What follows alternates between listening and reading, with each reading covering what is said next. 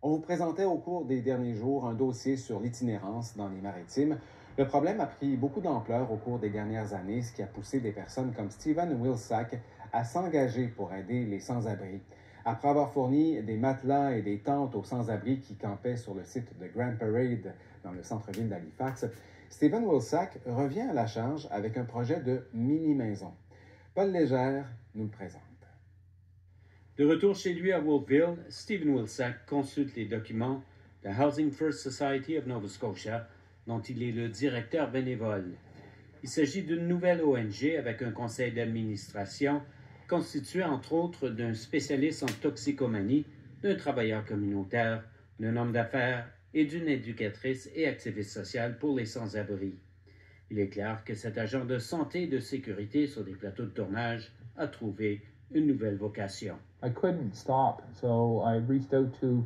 Je ne pouvais pas arrêter d'aider les gens dans le besoin.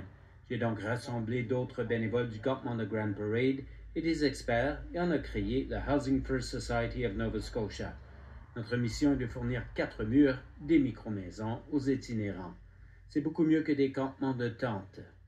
De simples constructions qui, contrairement à celles de la compagnie Pallet des États-Unis, seraient des logis permanents et non temporaires, construits en Nouvelle-Écosse, ajoute Stephen Wilsack.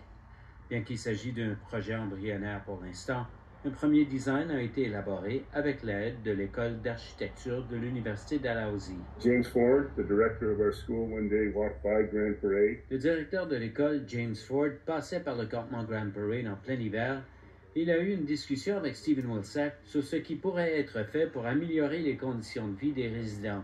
Cette discussion a mené au travail d'une étudiante de l'école, Maya Starbitzer, stagiaire à la firme Stotts Architecture, qui a préparé ses dessins du concept.